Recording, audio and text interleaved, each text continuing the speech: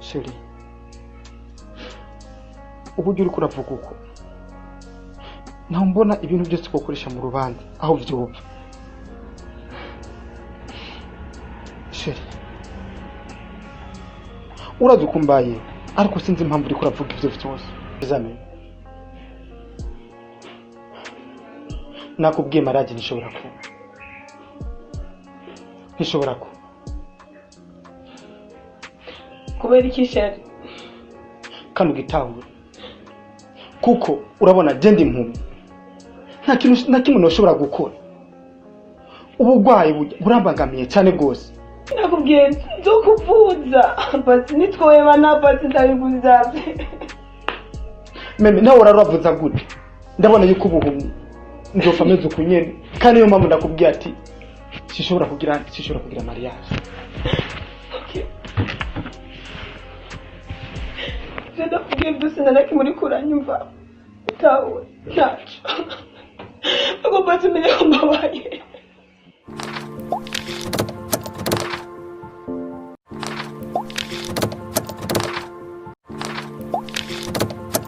Shalom bakunzi ba Sanuk TV nkuko bisanzwe Jendi Terantesi kuri microphone za Sanuk TV inyuma ya kamera turi kumwe na Drizzy nkuko vyama abantu ingabire zidasanzwe mutari muzi zinyegeje muri iyi industry yacu ya gospel ariko mu muce wa film. Ushaka kumenya byinshi kuri bo bandanye ukurikirana Sanuk TV. Bakunzi ba Sanuk TV nkuko mubibona ndakikijwe mu nkundire ndabakire right now nkuko nemeje kubibabwira. Karibu mta. Ego murakoze cyane ku mazina ni Diego Ndayishimiye gisanzwe ndongoye uyu mugwi wa hano muri Compassion Harvesters Team mu gisata ca cinematography. Iburyo bwanje ndi kumwe na Emanuela Sengiyumva batazira ku izina rya Meme. Ego mutama ni Ndayikeza Peniel batazira Bishop mu gikorwa cha cinematography. Okay Bishop, turashaka mubwire abakunzi ba Sanuk TV mbega kubera iki kwiyumvira gushiraho igisata ca cinematography muri Compassion Harvesters Team? Ego murakoze cyane kubyumvira ni muri ya ntumbero yo kuzana imitima y'abadakijijwe twizana kuri Kristo ko twebwe turi aba harvesters bisigura mu yandi majambo abimbuzi. Ego. Okay. Merci beaucoup. Icyo nishimira kuba muri mugwi Harvesters Team. Icyo nishimira nuko hari ibintu byinshi byagiye birahinduka biciye mu izingabire zo gukina ibikino ku bantu bataramenya Kristo. Ya kuko iyo habaye nka evenement nitwe tuvuga ubutumwa biciye mu gikino turabona imitima yabeshikira ku bwacu. Amen. Amen. Bwana Bishop wewe muri Compassion Harvesters Team muri kino gisata ca cinematography ujejwe kubasengera ujejwe iki?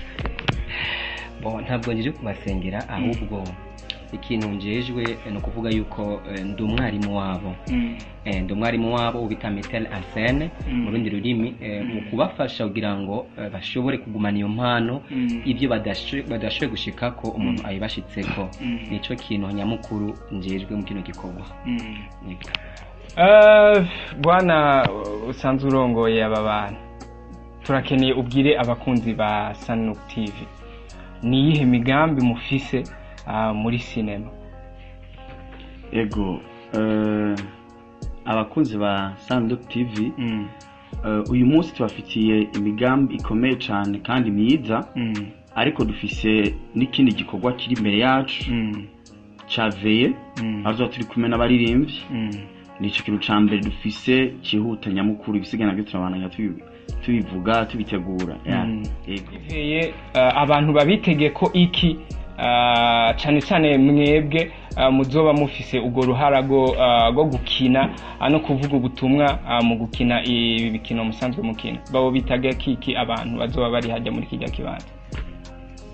Nibaza ko abantu bazoba bari mu kijya kibanza itariki 17 nibaza ko ikintu gishasha gihari nk'aba Compassion Harvesters Team muri mu gisata ca cinematography nuko dufise byinshi byiza n'ama sketch meza azoshobora kuzana abantu muri mood ijanye no kuzana just muri mood abantu mugabo turoba ko twavuze ko turabimbuzi ya ego Okay.